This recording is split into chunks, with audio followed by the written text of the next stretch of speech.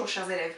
Aujourd'hui nous allons voir votre cours qui s'intitule La conquête du droit de vote. L'idée ça va être d'essayer de voir comment les hommes ont conquis et étendu le droit de vote entre 1815 et 1870. Voter, c'est un acte politique, mais c'est avant tout un acte citoyen. Ce qu'il faut savoir, c'est qu'avant la Révolution française, les hommes sont considérés comme les sujets du roi, puis à partir de la Révolution française en 1789, ils vont devenir des citoyens. Et la citoyenneté, ça s'associe à un statut juridique qui permet notamment d'exprimer son opinion politique et d'élire ses représentants.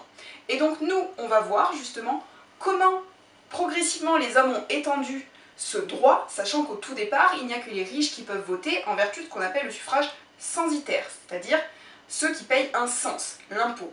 Puis ensuite, ils vont l'étendre jusqu'à un suffrage universel masculin, qui sera obtenu en 1848. Alors, masculin tout simplement parce que les femmes n'obtiendront pas le droit de vote avant 1944, soit après la fin de la Seconde Guerre mondiale. Donc là, on va vraiment voir comment les hommes, eux, ont réussi à étendre leur droit de vote, sachant que les femmes ne sont pas considérées comme aptes à faire de la politique et à exprimer leurs opinions. Sur la frise chronologique qui s'affiche juste en bas de votre écran, vous voyez qu'on part d'une période qui part de 1815 jusqu'en 1870. Pour rappel, en 1789, les hommes ont renversé la monarchie absolue de Louis XVI et en 1792, on a vu instaurer une première république qui naît à la suite d'une monarchie constitutionnelle, c'est-à-dire d'une monarchie qui n'était plus absolue mais dans laquelle le roi partageait ses pouvoirs avec une assemblée. À partir de 1792, on avait eu la première république qui s'était malheureusement soldée par un régime de terreur imposé par Robespierre, puis par une république qui ne fonctionnait pas très bien, et qui avait été remplacée en 1799 par un premier empire suite au coup d'état de Napoléon Ier. Donc Napoléon, il est finalement évincé en 1814, et après cela, on va voir arriver au pouvoir Louis XVIII. Louis XVIII, c'était le frère de Louis XVI qui était parti en exil pendant toute la période révolutionnaire. Donc il revient au pouvoir, et à ce moment-là, on réinstaure une monarchie, sauf que cette fois-ci, elle est constitutionnelle, c'est-à-dire que le roi partage son pouvoir avec une assemblée et une constitution qui va réglementer la vie politique du pays. Lorsque Louis XVIII meurt, il est remplacé par son frère Charles X. Cette période, on l'appelle la Restauration, donc elle dure de 1815 à 1830. C'est une période dans laquelle justement on va restaurer cette monarchie, mais pas de manière absolue. Et on va voir donc se succéder ces deux rois, Louis XVIII et Charles X. On a une assemblée qui est élue, avec un suffrage qui est un suffrage censitaire, c'est-à-dire un suffrage qui n'est offert qu'à ceux qui payent un impôt qu'on appelle le cens. Et cet impôt, généralement, ce sont les personnes les plus riches qui le payent. Donc en fait, on a simplement un très faible pourcentage de la population qui peut voter, ce qui fait que l'assemblée n'est pas du tout représentative de la majorité de la population. En 1830, il y a une révolution qui est menée par les citoyens. Cette révolution, elle dure à peu près 3 jours, on appelle ça les Trois Glorieuses, et elle va voir arriver au pouvoir un nouveau roi qui s'appelle Louis-Philippe. Louis-Philippe, il arrive au pouvoir, il dit « Moi je ne suis plus roi de France, je suis roi des Français ». Ça ne change pas grand-chose en soi, sauf qu'en fait, il se présente comme le roi du peuple et non pas comme le roi du pays France.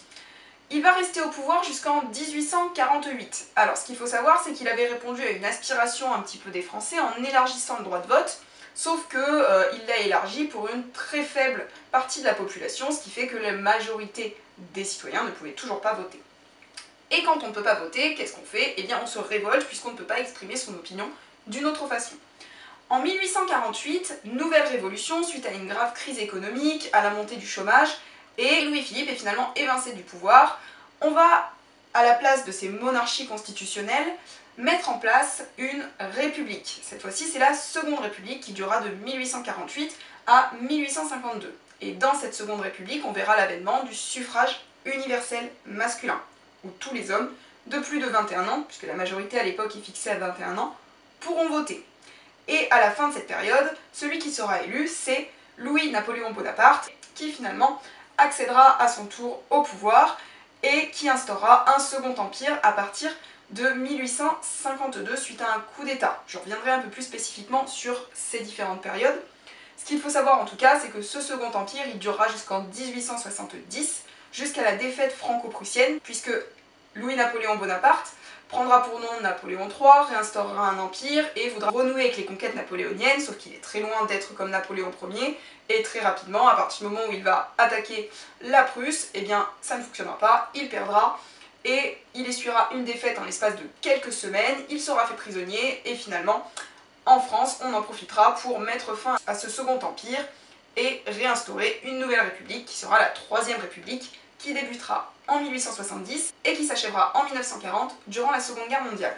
Alors, pour revenir sur la monarchie constitutionnelle, elle voit se succéder deux périodes, la Restauration entre 1815 et 1830 et la monarchie de Juillet entre 1830 et 1848. Durant ces deux périodes monarchiques, on va avoir une assemblée qui est élue et qui sert de contre-pouvoir au roi, ce qui lui permet justement de ne pas avoir un pouvoir absolu. Sauf que cette assemblée qui est élue, elle est élue au suffrage censitaire, basée sur le cens, c'est-à-dire l'impôt. L'impôt qui est en réalité payé par les plus riches. Donc sur ce graphique, la population est représentée par la colonne la plus foncée, et juste en bas, vous avez le pourcentage de votants. Si vous faites bien attention, vous pouvez constater qu'il est très faible par rapport à la population. Donc, on va avoir sous la Restauration à peu près 2% de la population qui vote, puis sous la monarchie de Juillet, c'est-à-dire sous Louis-Philippe, à peu près 5% de la population qui vote. Donc ce n'est absolument pas représentatif. Et ça explique pourquoi les hommes, à chaque fois qu'ils veulent exprimer leurs opinions, vont finalement être obligés de prendre les armes. Ce qu'il faut savoir, c'est que ces monarchies, elles sont très critiquées. Notamment la monarchie de Juillet et Louis-Philippe, qui est amèrement critiquée par les journalistes et par ce qu'on appelle les caricaturistes. Louis-Philippe, il va aussi opérer une très forte censure de la presse pour éviter que ces caricaturistes disent certaines choses et se moquent de lui, ce qui ne les empêchera pas de s'exprimer. Daumier, c'est un caricaturiste assez célèbre.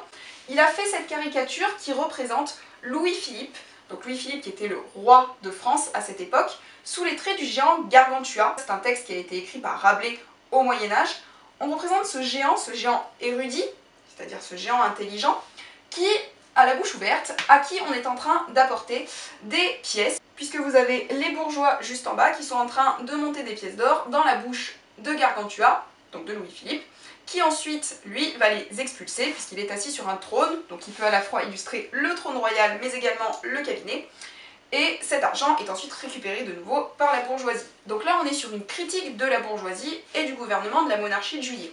Il y a beaucoup de caricatures qui sont faites à cette époque pour critiquer justement cette monarchie, et en 1848, elle est finalement renversée, puisque les hommes ne peuvent pas s'exprimer.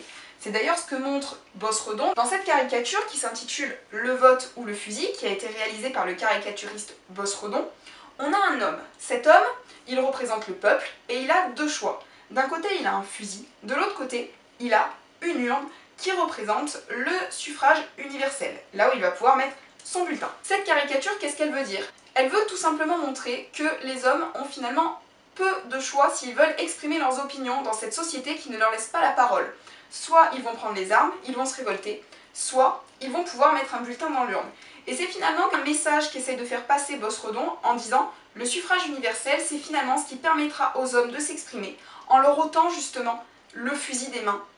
À la place de ce fusil, ils pourront mettre un bulletin dans l'urne et à ce moment-là, vous n'aurez plus de révolte. » En 1848, on a l'avènement de la Seconde République, et cette Seconde République, elle consacre le suffrage universel masculin. Donc à partir de ce moment-là, tous les hommes de plus de 21 ans vont pouvoir voter.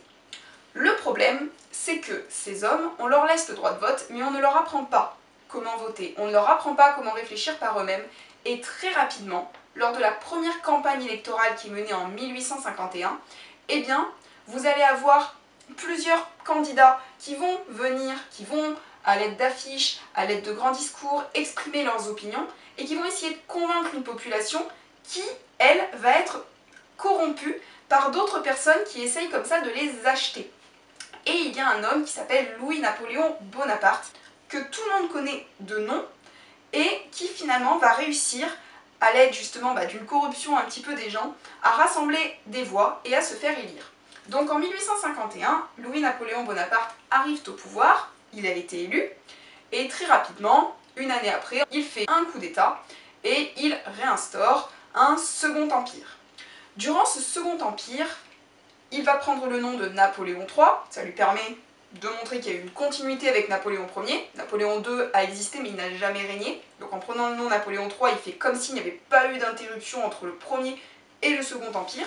Il va conserver un suffrage universel qui ne servira pas à grand chose parce qu'en réalité, vu qu'il contrôle tout, il censure la presse et que c'est lui qui a tous les pouvoirs, même s'il y a une assemblée, même s'il continue à y avoir des élections, elle n'a pas tellement son mot à dire. Ici, on a la représentation des citoyens qui ont les yeux bandés, qui sont en train de s'approcher de cette urne sur laquelle est inscrit suffrage universel, mais en réalité, c'est finalement qu'un leurre, puisque, alors là on est sur les élections de 1851, mais on voit qu'en réalité, les hommes vont mettre un bulletin de manière aveugle, sans véritablement avoir réfléchi.